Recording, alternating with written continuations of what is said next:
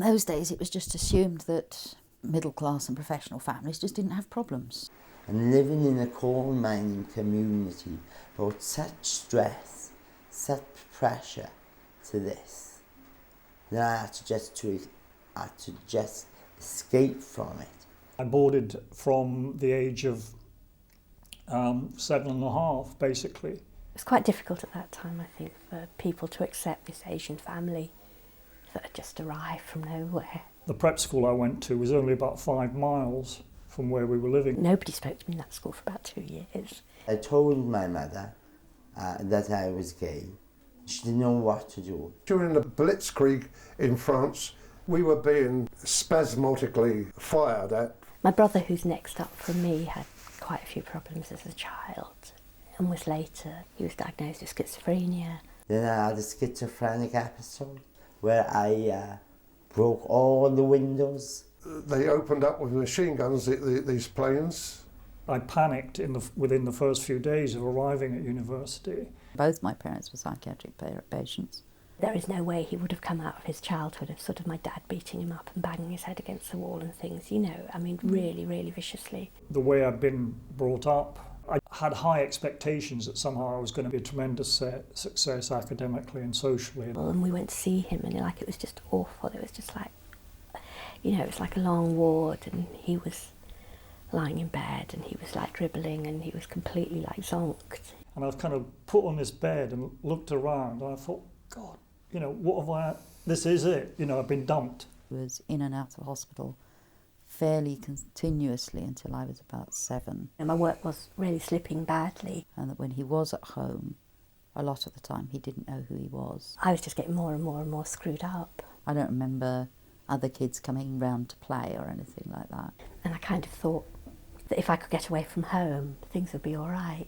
I objected to his probing because I knew that something was going wrong with me. And he said, well, you got everything materialistically, what more do you want?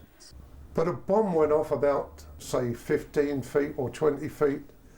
The driver said, where's my fucking arm? And I looked, and all I saw was nothing. The consultant says she's malnourished, and Mum would have said, well, you know, she won't eat properly. So I ended up going to a psychiatrist labelled anorexic. He took him away and I understood that he died. There you are, the scars there. There's where the artery went. Down to the adipose layer, there's one there. I couldn't make it, I wouldn't make it, and that basically my life was over. Again, I was just isolating myself, just staying in my room all the time, and I ended up taking quite a big overdose of paracetamol. The person who was most real to me in the household was my father. He thought that Mum was a social worker, and if she went to kiss him, he'd cringe. I mean, I was just taking handfuls of tranquilizers just to knock myself out. That was the way I coped, by knocking myself out all the time. I think, in fact, his mental health problems were very, very similar to mine. I used to go down to the centre of Dundee in the afternoons and kind of go to the cinema and wander around and then go to a kind of little cafe and have high tea, as they do in Scotland, and kind of jump on the bus and go back. And that was kind of part of my rehabilitation. I mean, that was a significant sign that I was, you know, I was getting better. Just his absolute refusal for any kind of compromise it just means so much to me, because that's the way I am. And when I read the eulogy at his funeral, which I had written, and I was standing there talking about this very individualistic man, and I realised that I was standing there at a funeral wearing a blue skirt, a multicoloured, very bright check shirt, and with purple hair. How very much I was his daughter.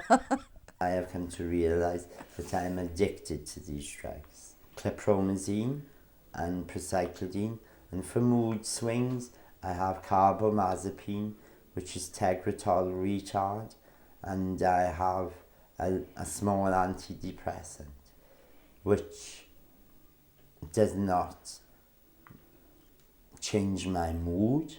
When I'm depressed, I just clean the house totally, and I do it for the pleasure it gives my partner. I started a fight and back in the bloody paddy cell I went. Now, I, after, I don't know how long, maybe a day or two, they start to explain things to me then, all right? And I am in a position to listen to them. There was this particular Chinese nurse, Cynthia, and she would sit on my bed for hours. You know, maybe it wasn't hours, but she'd sit on my bed for long periods of time and I wouldn't talk to her, but she'd still sit there. And that's kind of stayed with me quite a lot, you know, because it was just having someone be there, really. And she sort of, I don't think they had primary nurse system in those days, but it seemed like she got attached to me. And I sort of, like, eventually, after a few months, I did start talking a bit. Not about anything important, just probably, you know, about everyday things. But it was kind of quite... But I don't think I would have started, you know, I would have sort of created any sort of relationship if she hadn't sort of given me that space.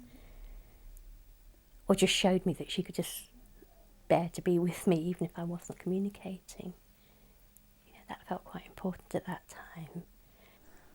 You know, I go on 2 holidays a year abroad, and I'm very thankful for that. But after having ECT and not knowing what it does, whether it does this thing or does that thing, I think I'm very lucky. I'm a survivor of the mental health service. What were you led to believe that ECT would do? ECT, it was like a corrective therapy. You know, with alcoholics, when they see a drink and they have electric shock, which leads them to reject the booze, they will not hand out to a bottle. Well, in your mind, ECT will alter the fact that you're attracted to something. It's reversion therapy.